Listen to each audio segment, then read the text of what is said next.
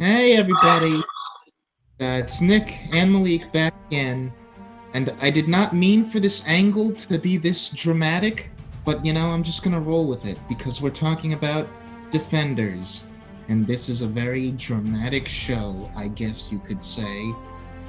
I don't know, I'm gonna let Malik take it away in a minute, but just right off the bat, it made sense to talk about this along with seasons 1 and 2 of Daredevil going into season 3 because there is a lot of stuff here from that character, of course, and we're dealing with the whole Elektra thing, and we resolved most of the hand stuff. But, I don't know. Thoughts on this series we'll get into. I'm just gonna say, I expected to feel different watching it now than I did watching it for the first time, and I didn't really. It felt about the same, which is to say, pretty alright. I would agree with that. The Elektra stuff bugs me even more watching it a second time. And okay, I don't fully agree with you. I'm gonna backtrack a little bit. I kind of hate everything with the hand. Pretty much everything. I love most of the dynamics with the group, particularly with Matt and Jessica. Mm-hmm. But in terms of pretty much everything with the hand, it's so vague. I don't care. I'm rolling my eyes through a lot of those scenes. It's so awful. Like It's just it's so painfully boring, and those characters are so thinly drawn, and the motivations are so thinly drawn. Like it's just they're nothing. The hand is nothing. yeah, I didn't have a plan with the negative since I do have a lot to say regarding like the hand and the Elektra and specific things about them. We might as well just talk about them because they're the big driving force for this series. They've been the most consistent thing between Daredevil season 2, bits of season 1, and Iron Fist. And it's kind of weird that whenever we do them, it's always the least interesting thing. Like, we had decent things to say about Nobu and his fight with Daredevil season 1, but to me, looking back on that season, that's always the least memorable, least interesting part. In Daredevil season 2, I think we handle it about as well as could be handled, minus, again, Elektra's character. But it's just, it's the Punisher stuff is way more interesting, and sort of like the personal drama, the courtroom stuff, dealing with the mob, that's all more fun. I don't know what it is. It's just, you use the right word, it's vague. I feel kind of dumb because watching it this time, I feel like it's way more simple than I'm giving it credit for. But I don't know if I'm just too disinterested to follow it, like what everyone's motivations are. Like, is it really just as simple and kind of lame as they all want to keep living so that they can get back to Kunlun and then live some more once they get there? It's like, Yeah, that's more or less it. They just want to keep living, yeah, for like more or less. as it feels, it should seem more interesting, right? Yeah. I will disagree with you on the Nobu thing in season 1. I don't think that's poorly handled at all. It's just we're doing inklings of the hand stuff in season 1, but season 1 is nowhere close to being about that. You get hints of it, especially at the end of I didn't mean at the end of episode 7 when Stick talks to that guy about do you think Matt is going to be ready? He's like, I have no idea. And I remember watching that for the first few times and thinking, I can't wait to see what that is. Nothing. Yeah, I didn't imply that season 1 handled its sort of like dabblings into the hand stuff poorly. It's just that if I compare it to all of the stuff going on with Fisk and like Gao's moments and Leland and Wesley, Nobu is kind of like the least interesting part of that whole group.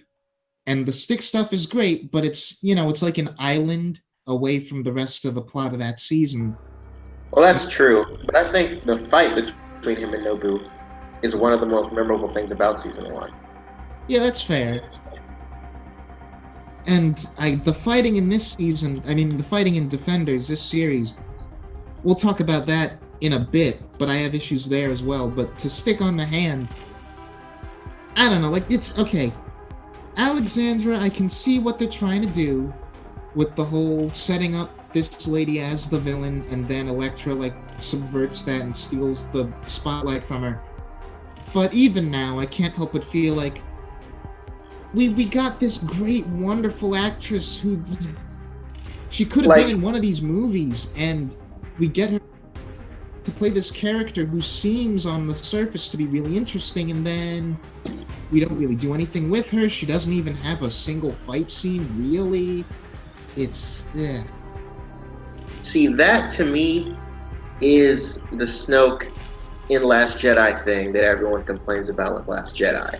That is we're going to set up this big villain and like put them in your face and have all this mystery, and then act like we're so cool for subverting that by giving you something that's a lot lamer. I see that. I think the reason that I forgive it with Last Jedi is because I don't think Kylo is lamer than Snoke. I think as a character, the villain that we're left with when that twist happens is actually the more interesting option. Here it's like, I don't hate Elektra, this like continuity's version of Elektra, the way that a lot of Elektra fans do. Oh, so do I. Well, yeah. Yeah, but it's like, given the option of her being the big bad of this series versus Alexandra, who on paper as a concept and like her demeanor seems more interesting, it's just, this character fully realized, I'd have liked to see be the big villain of this show. Yeah, there are a lot of negatives for me, and so I want to get those out of the way and end this on a positive note. But Okay. One of my biggest issues with this season, well, this show, Defenders, with Elektra in particular, not only do we make her just a killing machine, not even the crazy psychotic, like, psychopath killing machine that gets off on it, like in Daredevil season 2, she's just a killing machine most of the series. She can fight both. Like, she can fight pretty much everyone. She can fight Luke, she can fight Danny, she can fight Matt, and she can fight Jessica. It doesn't make any sense that she can knock out Luke with her bare hands. Yeah. Or even that sword. She like kicks him in the face and he's down. Yeah, that makes absolutely no sense. She should break her foot as soon as it contacts with Luke. And what's really annoying about that, like, the very first time that we see Elektra go up against the group, she's fighting Matt, and she knocks him through glass and sends him flying like 10 feet in the air. I don't buy that at all. Like, does her being brought back give her super strength? And if so, we need to make that explicit, because otherwise all the stuff she's doing throughout the series makes absolutely no sense. And in the scene where she kills Stick, she's able to take out all of them in less than 30 seconds? No, absolutely not. That makes no sense. Yeah, just my issue with that, I don't have a problem buying that she's strong enough to do that. The show definitely should have been way more explicit about, like, what actually is the deal, where, like, all of the other, like, the fingers of the hand, like Sawande and Gao and Bakudo and Alexandra, Gao has her force push powers and she definitely seems superhuman. But we're really vague about, like, okay, the substance that we use to revive people, does that just give them abnormal, better than human abilities, or is it a case-by-case thing? Because, like, we did that with Harold in Iron Fist, and he didn't seem to have any extraordinary abilities due to being revived. He just seemed weird for a bit. So we're really inconsistent of just, like, Is it the fact that she got revived that makes her like this? Is it being the Black Sky? We're really vague about what the Black Sky actually is. And we've been vague about it since Daredevil Season 2, and it's a real problem for me. Because it's like, if it's Daredevil up to this point had an excuse in that it was all sort of like mystery and setup. When we get to the last 2 episodes of Daredevil Season 2 and we're like, Elektra's the Black Sky, and I'm still like, okay, but what does that mean? And this is, keep in mind, before that we know that the Hand and the Black Sky are going to be what we deal with in Defenders. So I leave that season going like, okay, I guess the Black Sky was just this kind of abstract thing that I wasn't really meant to understand. And then here it's like, okay, it's just a living weapon, but what? Is she stronger than she was before? Like, Is what's so she special invulnerable? about her? Why is she the Black Sky and not, I don't know, Matt? Like, if she's this Black Sky person, what's so special about her? Does she have Yeah. some kind of special ability? Does she unlock something? Is her blood the key to something? Like, give us something. Like, tell us what the heck the Black Sky is. And And like, if she's just a regular person, what's so special about, like, if she's the Black Sky, what does that mean? yeah, and speaking of an Iron Fist, she has the same thing he does where she comes back and she's revived and she's, she's a bit weird and she doesn't have all of her memories fully. And the way that we act like in this show is like her missing her memories is because Elektra, the identity, is gone and the Black Sky is its own like personhood distinct from that. And that doesn't really go anywhere. She just kind of is Elektra again over time, and that, as I don't know, it's like this whole thing is so strange to me that they wouldn't be more explicit about it. Because if it's just that this is a street level thing and they don't want to get too mystical with it and they don't want to do what I would have done, which is make the Black Sky like explicitly superpowered, like give her powers either because they don't want to get too heightened with it or because of budget, then don't make it a mystical thing to begin with.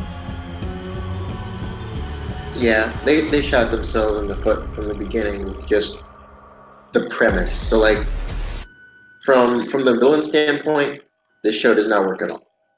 Period. Yeah, because no other place for me to mention. I'm going to mention Bakudo, who the last time I saw this show, I thought maybe he improved from his performance in Iron Fist. I don't know what I was thinking.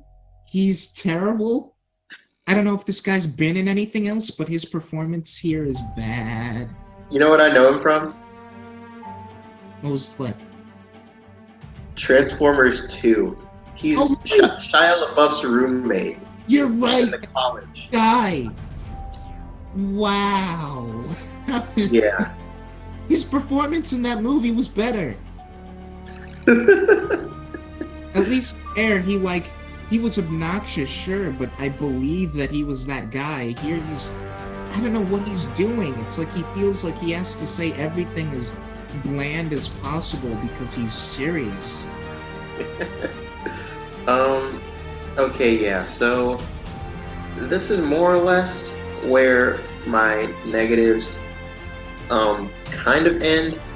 I'm not a huge fan of Danny still with this series. I mean, he has his moments with the group, and I like those moments, but I don't know, for the most part, he's just the same kind of obnoxious character that he was in Iron Fist.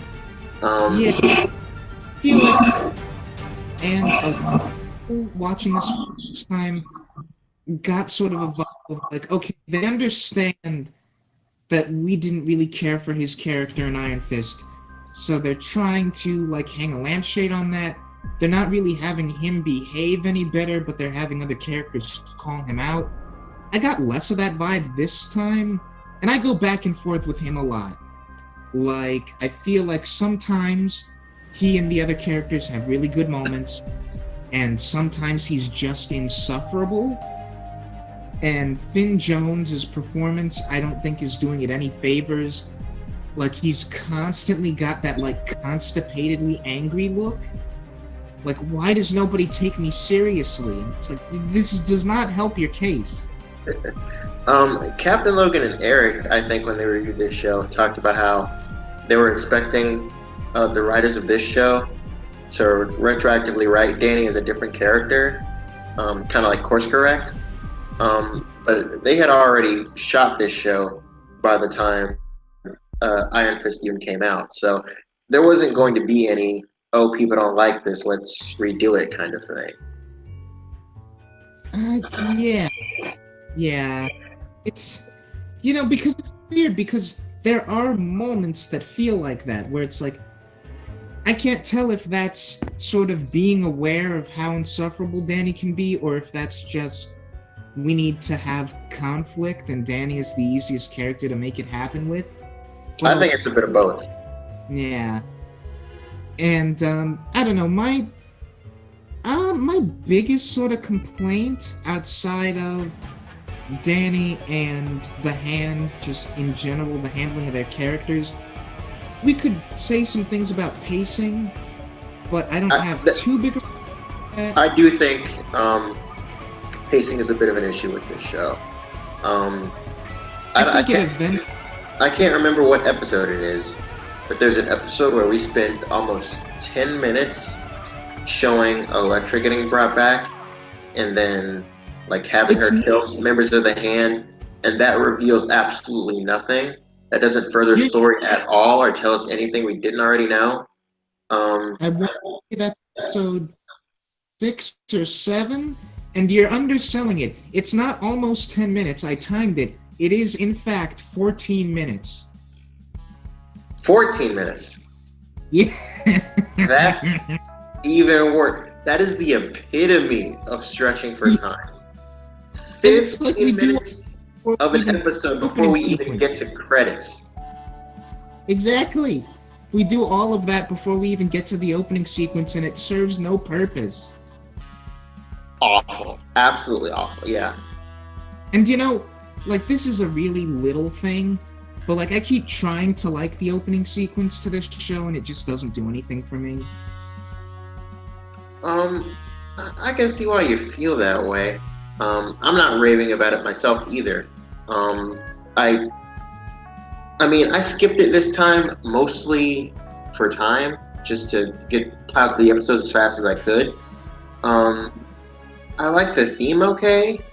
I think the aesthetic is a little, I don't know if easy is fair, given that this is an ensemble show with all these major players. I don't know how else you would do the opening credits.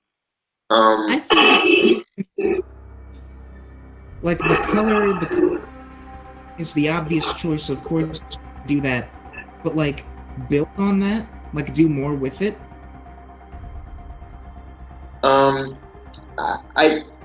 I want to kind of, speaking of colors, I want to kind of switch over to the positives. I love how for the first few episodes of this show, we kind of color code each character's scenes. Like, yeah, we highlight Matt in red a lot. We put Luke Cage in yellow lighting, and oftentimes we'll have Jessica Jones in either like a blue or purplish lighting. And Danny. And Danny in green. And I think that was really, really cool. And I did like how, like, early on in the first few episodes, it felt like we were watching, like, the different characters' shows. Like, when we went over to a Daredevil scene, it felt like we were watching an episode of Daredevil. Yeah. And then when we went over to a Luke Cage scene, it felt like we were watching Luke Cage. And I think ways that we do that too, where like, and we do it throughout the show, where Jessica will be walking down the street and it'll be primarily like her blue filter kind of lighting, and she'll walk past this like red blotch of paint, and that'll be the signal for the camera that Matt is following her. Or like, we'll focus on a scene with Matt, and then as we cut away from that to a scene of Luke, he'll be like holding something red in his hand or something like that. Yeah, that's all really cool. Um, I loved how we opened this show. Not the actual opening with um, Danny and Colleen Wing fighting some random dude. Um, Yeah, not but that. yeah, that was whatever. But I'm talking about the first scene that we see of Matt, our introduction to Matt, because that's almost straight out of um, Brian Michael Bendis's Daredevil run, and like that's our introduction to Matt. Is him doing this thing in court, and I think it's really important for us to have gotten this scene, um, like with Kingpin in prison, uh, because it shows that Matt can like do good as the lawyer, too. Like it's not just Daredevil that's useful; he can like help people as Matt. I think that was really important. Yeah, and people, but that like he can get work even though he and Foggy are no longer partners and Foggy took the more high-end job. Matt can still, stay afloat. It's not like he can live a life for himself without Daredevil, and that just adds to the layer of tragedy when it's like there's really no other option he has to put the suit back on and help stop this, and that costs him what could have been an actual normal life that he seemed at least somewhat content in. And yeah, the speech he has with that paralyzed kid, I thought was great. That was great, yeah. Because he's also a handicapped himself, even though he has a way of seeing. He is still handicapped, and he did still have to deal with people telling him, don't feel sorry for yourself, move forward, be positive, all that kind of stuff.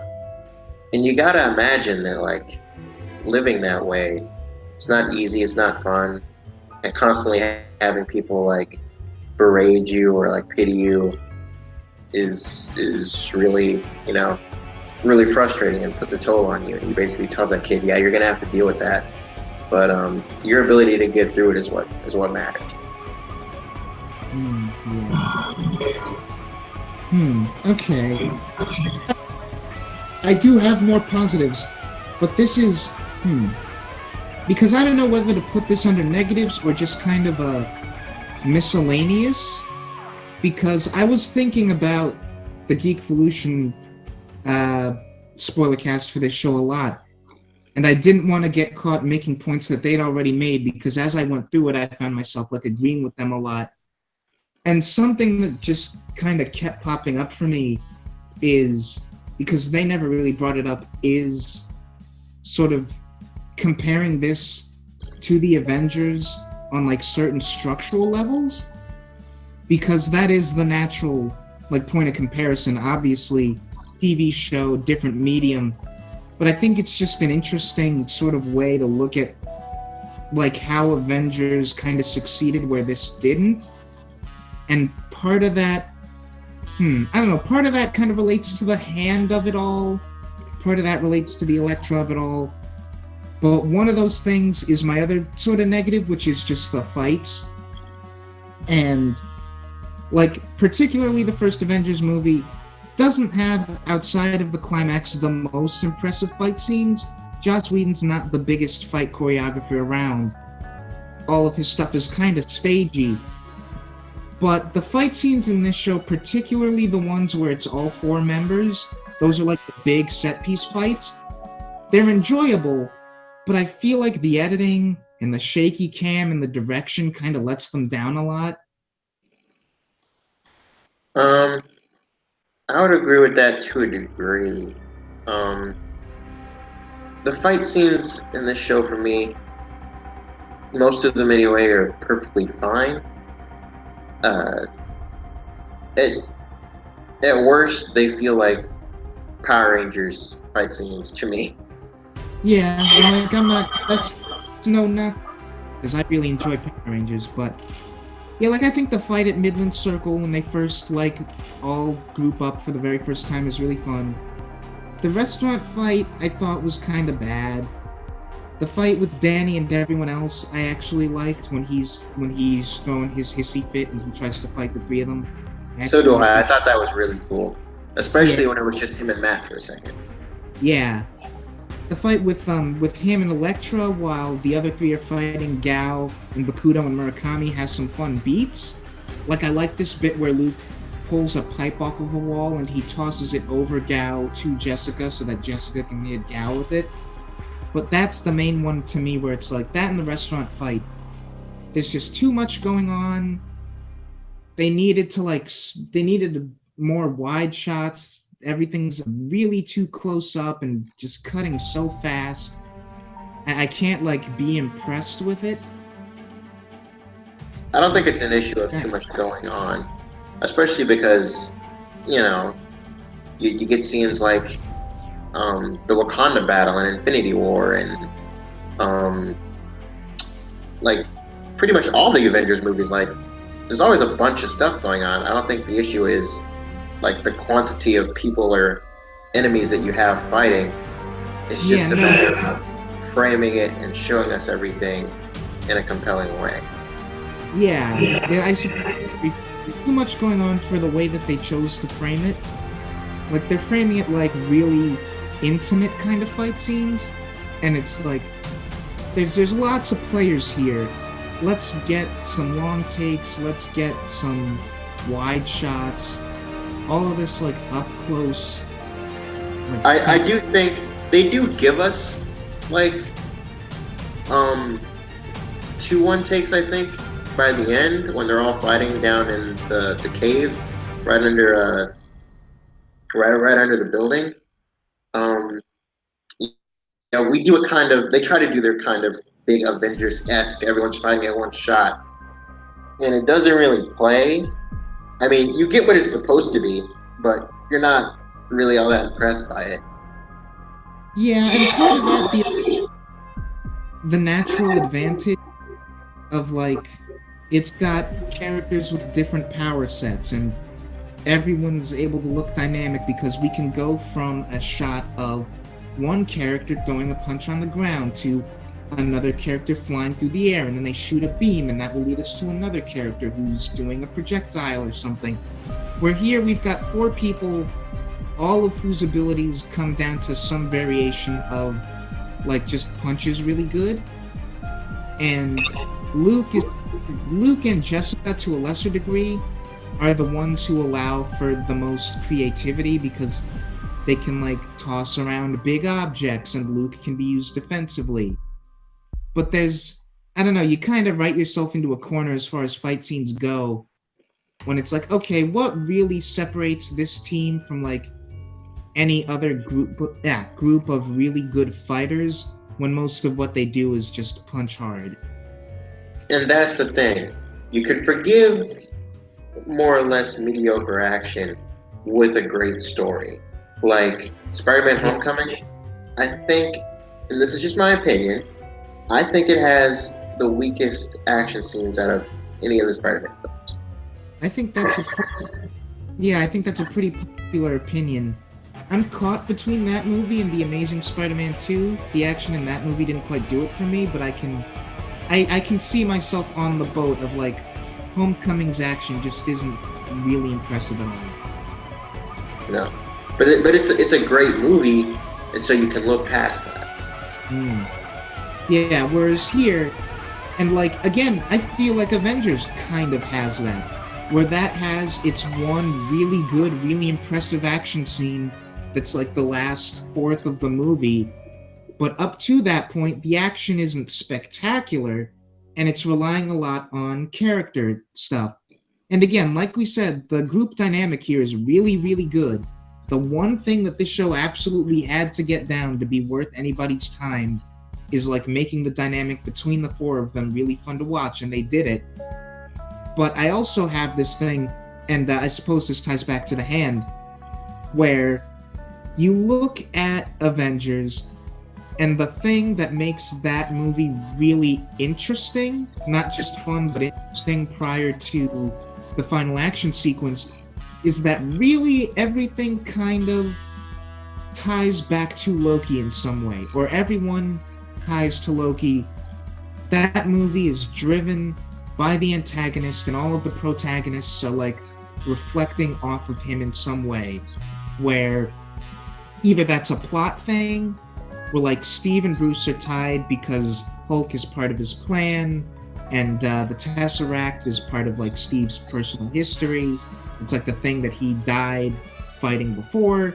He's like dehumanizing Bruce and Natasha. He takes over Clint's body. He's Thor's. Tony and Fury are kind of similar to him ego-wise. We do a lot of stuff in that movie of like, here's how this Avenger or this good guy compares to Loki or is affected by Loki in some way. Whereas here with the Hand, we do that with Matt and we do that with Danny, and Luke and Jessica are kind of like just outside. there. Yeah, they're really just there. Well, it's like they have a lot of screen time. It's not like no, that's not what I mean. And like, I just mean, like, to speak to your point, we're not doing the whole comparing and contrasting them to the villains thing. They're just kind of another two people that the villains have to deal with. Yeah, they're kind of, it's where it's like, really, this is Matt and Danny's story, and even though Jessica and Luke have character arcs and have a lot of presence and a lot of screen time, they're missing that pivotal thing of like, here's where you factor into all this. And the fact that they're outsiders, that could be an interesting thing. Where like you have Alexandra and Elektra, who are really laser focused on alternatively Danny or Matt, and then you have these two other people who are like, what are you doing here? This is not your fight. Get out of my business. And we don't really capitalize on that at all.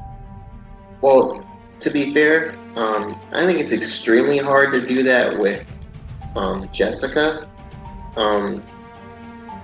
It's a little easier to do that with Luke, but Jessica, I think that's really, really difficult, especially because she's not really a hero in any way, unless you count the act of her killing Kilgrave. I think that is the one quote-unquote heroic thing that she does, aside from trying to save Kilgrave's victims. Yeah. But she's not really what you would call a hero. She's just, she's just a girl trying to get by, do her thing, doesn't really like people. Yeah. And like, I'm not sure how, but I've always kind of liked the idea of expanding on that sort of trick scene that they do. Like, and leaving the elevator in the last episode, they're like, I've got a plan, and it's just kind of letting Jessica go out and stall for a minute while Luke and Matt get the element of surprise. And her whole thing is like, I'm just here to talk, I didn't bring anyone else, I have no dog in this fight, I just want to get back to my normal life, I didn't mean to get mixed up in all this ninja stuff. And I don't know, there's something there. There's something about the fact that Jessica does not belong in this conflict, and she knows it and she wants out, but at the same time, like, these are sort of her friends and people she cares about. Their lives are at stake. There's something to that we could do more with, like her in scenes with the Hand. And Captain Logan made a great point of how we do the thing with Danny and Elektra as, we used to serve masters, but now I'm free, I'm doing my own thing. Jessica had that with Kilgrave. Elektra is going through a very different thing, but something that Jessica could, like, abstractly relate to is, like, she's not entirely herself, she's under someone else's control, they're using her like a tool. They're using her to kill people. Jessica was used to kill someone.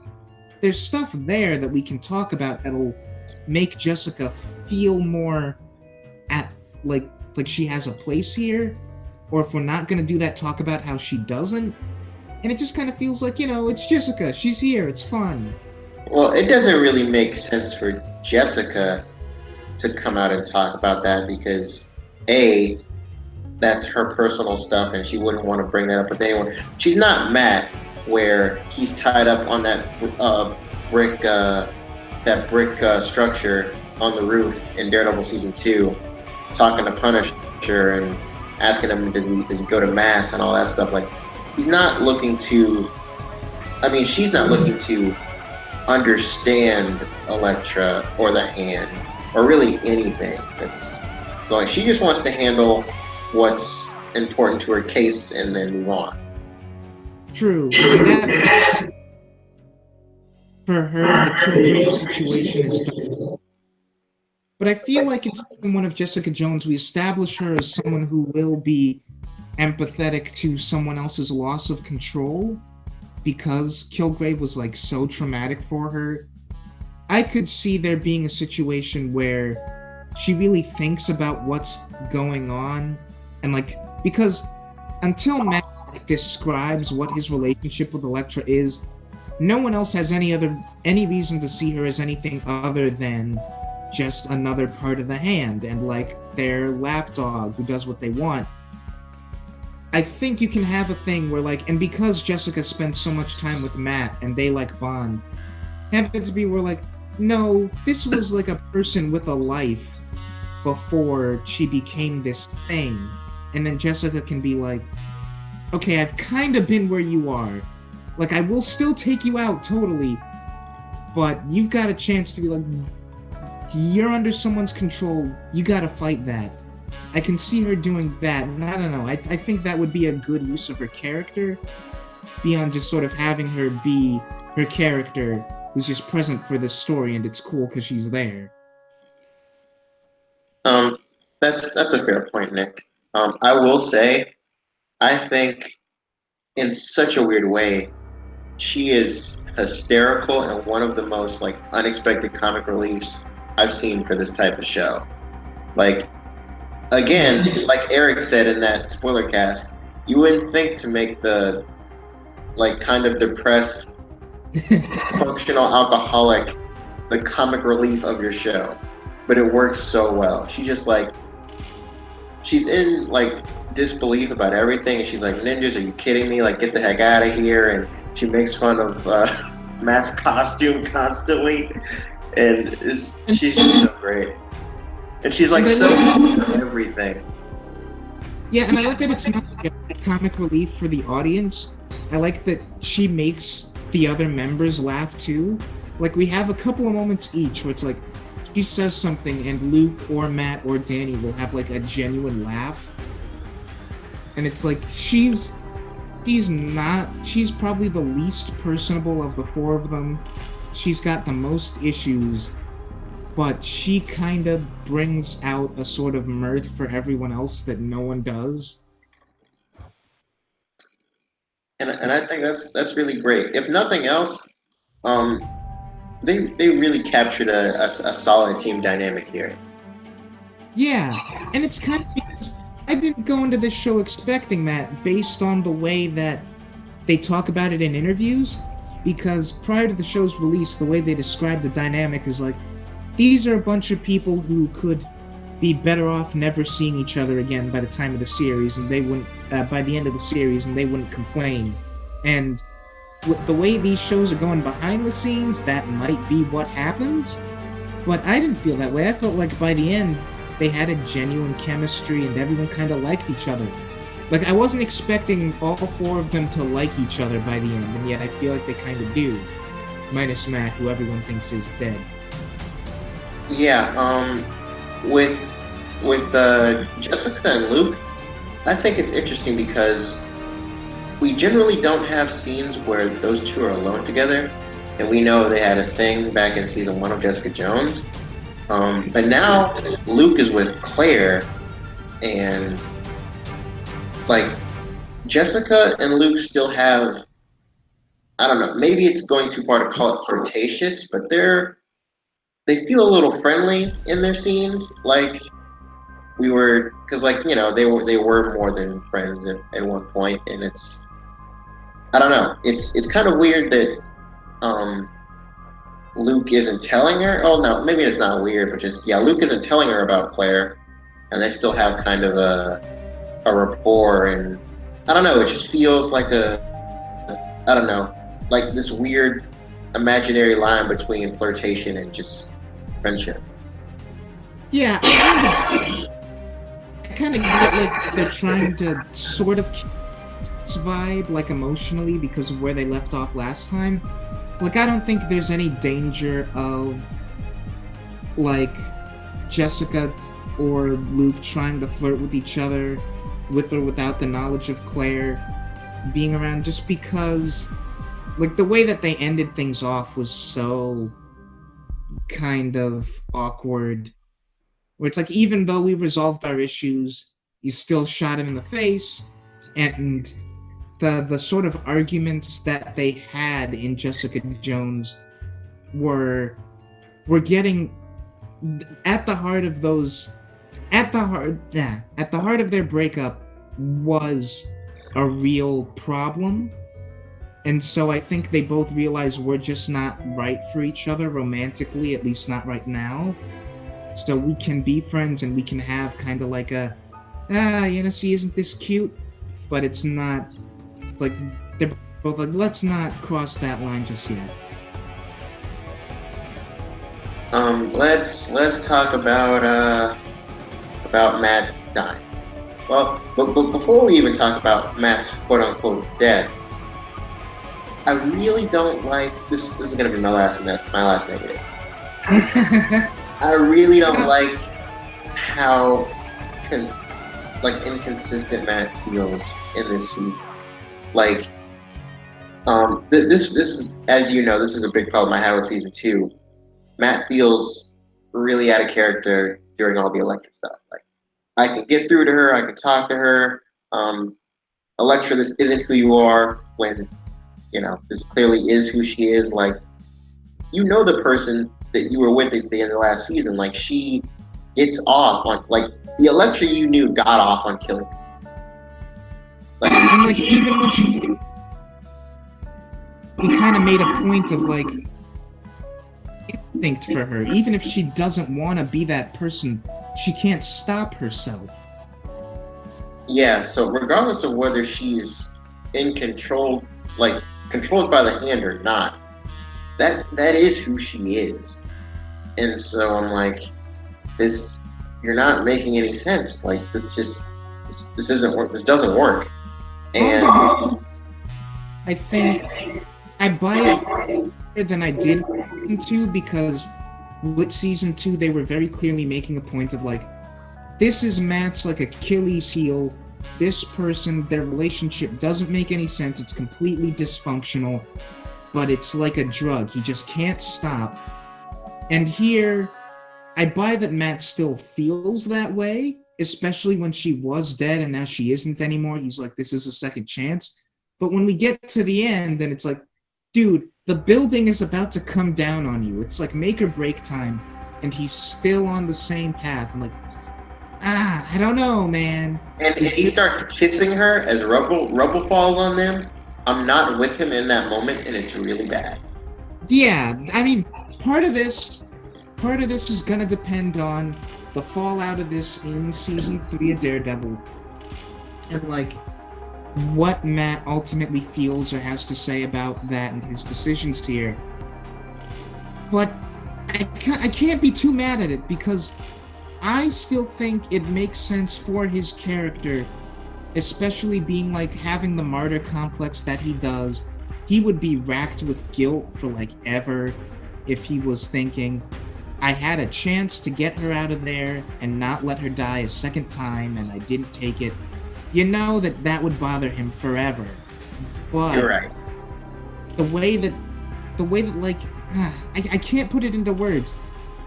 It's just, maybe it's the fact that the other 3 are there, and you'd think that with enough people telling him to leave it alone, he might leave it. Like, Matt seems reasonable enough to that degree, where if he were operating by himself, I would totally buy it. But he's got Luke and Danny and Jessica, and indirectly he's got Foggy and Karen being like, you've got other things to live for. Can you, for our sakes, just get out and stay safe, please? can't do it. So it makes sense. I don't think the issue is that it makes sense. It's totally in character. It's just, it's annoying because it makes Matt like a bad listener and a bad friend and kind of selfish. And that is the character. Like, that is who Matt is in the comics. The issue is here, like, I don't, this isn't Elektra for me. Like, that's part of it too. Yeah. Elektra in the comics is not a psychopath like this one is. And his fixation was trying to make this psychopath, like, this isn't who you are. Like, yeah, it is. That's not how it is in the comics. Matt still has an issue taking advice from his friends, and like often does not listen to them, and is usually always making really bad decisions. But that's kind of who he is. He screws up a lot. You know what now that the more I feel like the problem isn't even that at all. I think the whole problem is just Elektra, because part of Matt's like argument for why like this isn't who you are, he's like, it isn't who you are to be anyone else's like tool or anyone else's slave. The Elektra I knew always followed her own rules. Like, she took what she wanted. We can be together. That's what you want. Why are you doing all this stuff? And the issue is, like, why is Elektra doing anything? Like, what does she want from this whole hand deal? It's so funny because in the same scene where she kills God, I forget the name of Sigourney Weaver's character. Alexandria. Yeah, when she kills Alexandria, and she's like, I don't care about the hand. I don't care about your immortal elixir. I don't care about anything. Now, nothing will stand in my way. I'm like, stand in the way of what? Like, what do you want? Now that you're in control of the hand, what do you want? Yeah, like, you get the feeling that that's the scene where finally it all clicks for her, and she's got all of her memories back, and she's finally the Elektra that she was when she died. And when she died, all she wanted was to go off and be with Matthew. Like, even taking apart, like, her psychopath likes to kill people thing, she didn't have any particular person she wanted to kill. She didn't, like, she'd been dissuaded from her revenge on Stick. Like, her sole motivation was just like, okay, Matt, let's get out of here. Let's try this whole being together thing. Now she's back to that place. It's like, why do you care about getting the substance? Why do you care about the Iron Fist at all? What do you get out of this? I thought you just wanted to be with Matt. You have an opportunity. Be like, nope. I do want to talk about Stick's death real quick because we haven't brought that up. We haven't talked about it. Yeah, I don't like. Okay, I feel very conflicted on this. On the one hand, I like that they were bold enough to kill him. On the other hand, I really don't. It makes sense because moving forward, you can't have Stick in Born Again. That doesn't really make sense. Although you could just have him like off somewhere in China fighting people. But we are doing like the story with the hand. Like, that's his whole motivation, is fighting the hand. So if you get rid of them in this season, like, and you have Stick still alive, why wouldn't he want to talk to Matt? Like, the whole reason he pushed Matt away early on is because he had the mission of taking down the hand that was his main like force driving him, and without that, maybe Stick does become a father figure for Matt. But it also really doesn't make sense to do that if you're going to do Born Again in your next season. So I think for story purposes, it totally made sense to kill him. And I do like that Elektra was the one to do it. It just, I don't know. I love that character so much, and I'm sad that he's gone, but I get why he's gone, you know? Yeah. It's kind of like when they killed Ben Urich. the things between he and Elektra could never really. Yeah, I suppose. I don't know, Ben. Because here's how I feel about it. On the one hand, it is like Ben Urich in the sense of I'm not really sure what you do with Stick after this, because, and keep in mind, I've only seen episode 1 of Iron Fist season 2, so I don't know where the Hand is at after this show, but the implication I get is that outside of Gao, who's just going off to do her own thing and maybe lie low for a while. Well, that's the thing. The Hand is done. The Hand is done with this show. That's the impression I got. So, like, Gao survived, but everyone else is gone. The Hand, as far as we know, is no more. What else is there for Stick to be doing? So that's on also that true. I didn't think of that. That's also true. Yeah, so on that level, Stick's like story purpose is done. So it's kind of like Ben Urich in that sense, where it's like the tragedy of Ben Urich is that we kind of build to it from the very beginning. He does everything that he could possibly do that's worthwhile before he dies in helping to take down Fisk, getting his wife secure, that kind of thing. But also, I don't think the relationship between Stick and Matt and Elektra could ever really be resolved. But that part of that like lizard brain part of me that wants emotional resolution from everything is like, I wish they could have had something.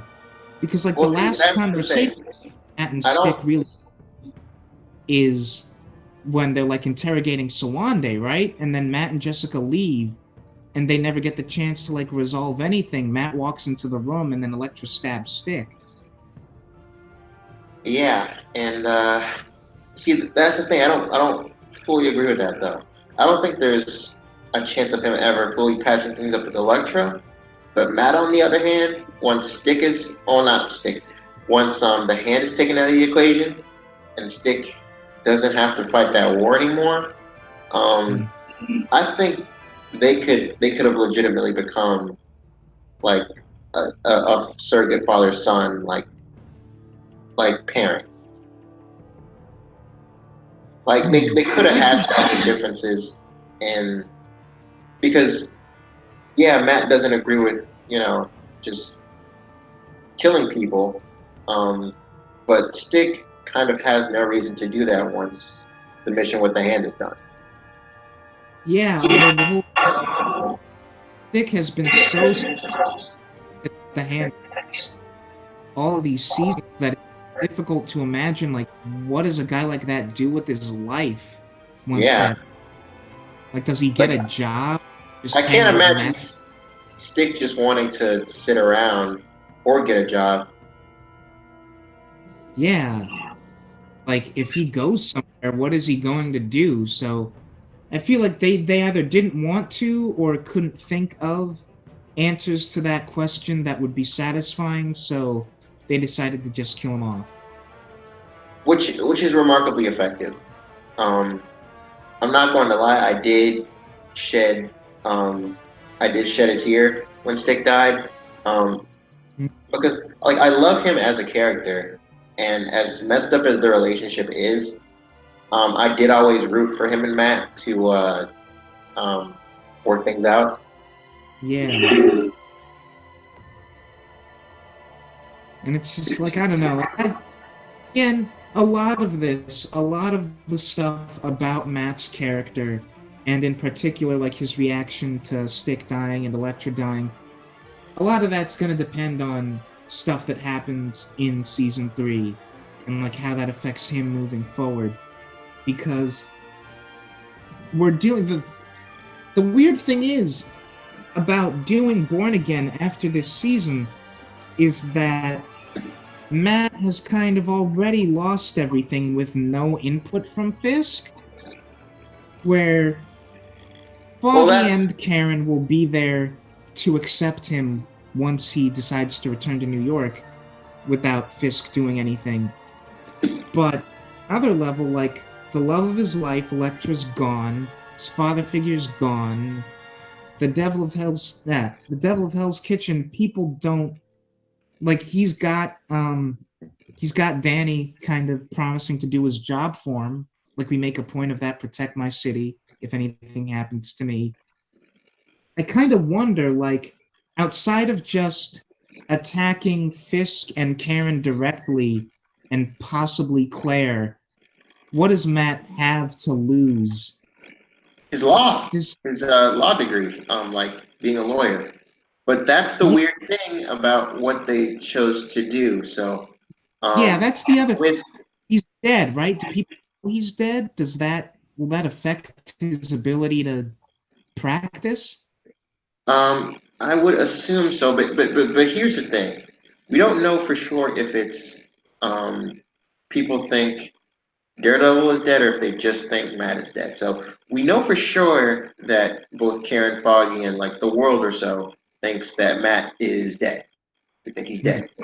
Um, I don't know if that affects his ability to practice law, but here's the weird thing about that. Regardless, the new showrunner for Daredevil season 3, Eric Olson, and the cast, particularly Charlie Cox, have made it sound like Matt, like once he's back on his feet, doesn't even value being a lawyer at all, and is going to throw himself straight into being Daredevil. So, um, like in Born Again, like being a lawyer still means something to Matt. Um, like he's doing work, but he still wants to be a lawyer. Hmm. Um, but in season 3, he doesn't even value being a lawyer, and that's one of the main things that Born Again, like, this takes away his ability to practice law. And if Matt doesn't even value that, that's really weird. Yeah, part of that is it's trying to walk, and you could easily fall on one of Matt loves to practice law, and he does see the value in that, but stuff just keeps coming up that only Daredevil can fix, or Matt is just addicted to dressing up and fighting people. And that's the way that Foggy saw it for a while. That's the way that Karen kind of sees it now. It's There's a bit of truth to that, but like you said earlier, clearly Matt is able to do good with his practice and he understands that. But the shows, I guess, maybe go back and forth a little bit on where's Matt's heart really at. Like, if there was Um, nothing that called for Daredevil, could Matt just stop? well, here's the thing about that is, um, again, the new showrunner, he basically he's basically said that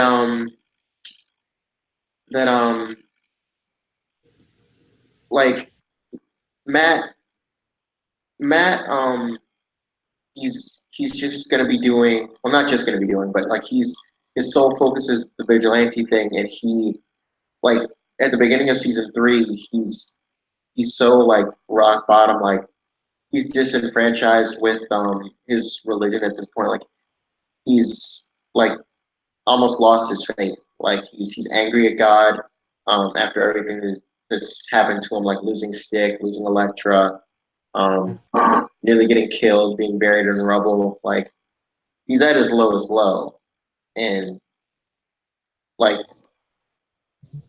that's why he is the way he is at the beginning of season 3, and like why he doesn't even. So it wasn't what I was thinking initially. The reason why he's not wearing a wetsuit, I thought it was just because it was damaged beyond repair when the building fell out. That's not what it is, according to Charlie Cox. It's that um, he's so disenfranchised with who he is at this point. He's having a bit of an identity crisis that he decides he's not worthy of that symbol anymore. Like the devil of Hell's Kitchen. Like I don't know what I am. So he stops wearing that and goes back to the black outfit. But what I think is really cool about that, I don't know if you've noticed in the trailers or the promotional material, there's like white cloth under the mask. Nick, Yeah, did you hear what I said? yeah. I'm lost as to is that. Well, the mask this season is made out of a nun's clothing. Oh, I didn't even put that together. What's wrong with me? Well, I didn't put that together either, but I didn't notice that like immediately. Like, oh, that's interesting. It's not exactly the suit from season one. There's this white cloth under it. What is that? Is that like some kind of bandaging and like, or his eyes like hurt in some way? Or, but no, it's literally like his mask this season is made out of a nun's clothing. That makes sense. Yeah, I think that's really Yeah. So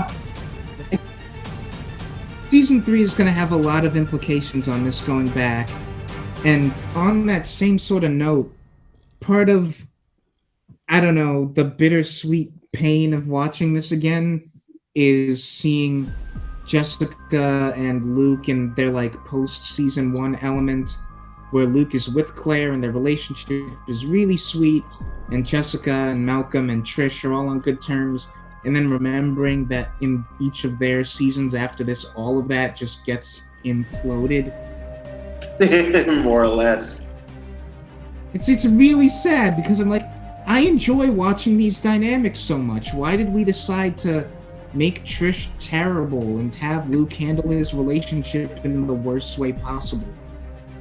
I do like that we get to see Matt, like, talk with Claire after her finding out that he's Daredevil at the end of season 2. Yeah. Karen, And yeah. we do spend some time with Foggy as well. And I like that Foggy, of all people, is the one that gives him back his costume. Yeah, that moment was so great. Where it's like, it seems Matt thinks for a while that Foggy's trying to dissuade him from doing anything, but really Foggy's just trying to be like, it's just don't let anyone see you put this on. It's like he hands it to him, was like, I went into your apartment, got you a change of clothes, and Matt's just like, oh, thanks. And it's like, that's what family's for, and they hug, and it's like, oh, it's so sweet. But then when he checks the bag and gives that smirk, you're like, that's awesome. Yeah. So I don't know if there's too much. Let me look at my notes in case I missed anything. I think I've hit everything. I liked Colleen a lot. I liked Colleen a whole lot in this series. She's fun. Yeah, she is kind of fun. And she has that really great moment, which is ironically more emotional than anything that Jessica or Luke get in the whole series, which is her and Claire talking about like the fact that Bakuto's alive again and what Colleen's whole role in this is. It's like, you know what, that's just a nice little emotional moment. We didn't talk about Misty Knight in the series at all. I do like that well, I mean, she's not like the role of Misty Knight in this series could have kind of been played by anyone. We do see her arm get chopped off here, and that's why she has the bionic arm moving forward. But yeah, like for me, I just thought it was awesome to like see her expressions and reactions every time Jessica got sassy with her. Yeah. Like, part of what makes it so great is just that everyone has the reactions to her. If anything, we could do a little bit more loose Daredevil season 3 speculation. As far as the Defenders goes, I think it's fine. Really disappointing. Super lackluster and unsatisfying villains, and but I did enjoy the the dynamic between the group of characters with Jessica Jones, Iron Fist, Luke Cage, and of course Daredevil. Yeah, I'm the part of this. The last time that I watched this was like when it first dropped, and since then we got the news that we won't be getting a season 2, or at least that they aren't planning to do a season 2 at any point. But I feel like I'd be more likely to rewatch this now than I was when I first watched it. Like, after this viewing, I have more of a feeling of like, yeah, you know what? I'll just pop this on for fun, or at least the occasional episode on for fun sometime. I didn't feel that way having finished it the first time. I felt like, oh, that was neat. Don't really need to ever go back to it. I might go back to this now. It's like you said, there's a lot about it that doesn't work, and there's a lot about it that's not reaching its potential. I would have liked it to feel more like, again, Avengers is an almost unfair comparison, but that is what this is in the context of these shows. I would have liked it to feel more like an event and like the best of them in the way that the Avengers is, but for what we got, it's something that I'd watch again and be like, fine, I'm not going to complain if I ever have to sit down with this again, like with Iron Fist or something. And I know this is off topic, but with the CW shows, their crossovers, those shows don't have the best writing, but their crossovers generally a lot more fun than this. Like, say what you want about all the forced and contrived melodrama, but in terms of just like how much fun and honestly a little self-indulgent, maybe even a little schlocky that those crossovers can be, they're still wildly entertaining and fun to watch.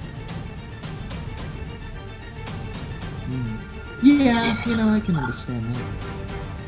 This one is entertaining in spots and kind of boring and just a little bit frustrating in other spots. It's a real mixed bag.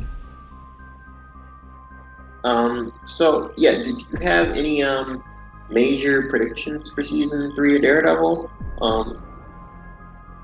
I didn't have anything specific. I'm not really attached to this idea. I don't know. Some part of me, like, I don't know if it's the logical part or the illogical part, thinks that Karen is going to die.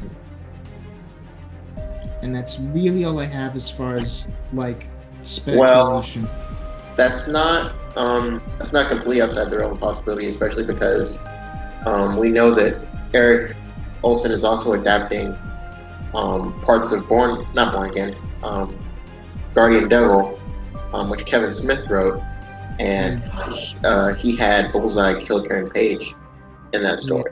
Yeah. Like, I was on the fence for about how likely that was. My gut is telling me it's gonna happen.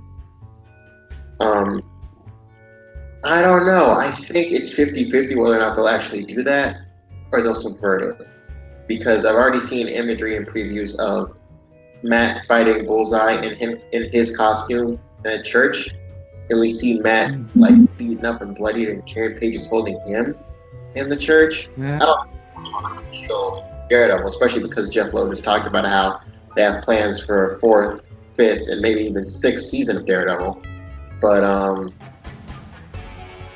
yeah, I do think they will subvert. It's 50-50 that they actually do it or potentially subvert it. So yeah, it'll be interesting to see what exactly they pull from that. Obviously, Karen Page's death is the biggest part of that story.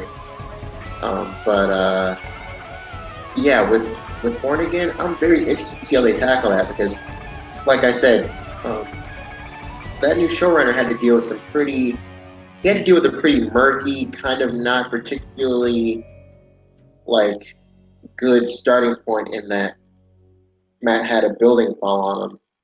Go,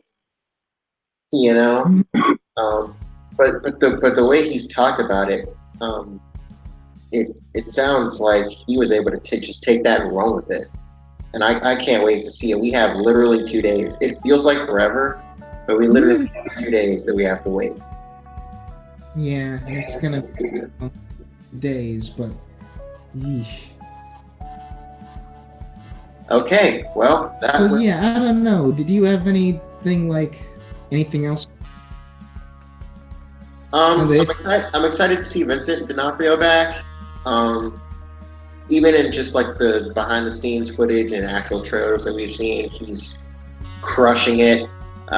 They finally have him in the white suit. Baby. Let's go.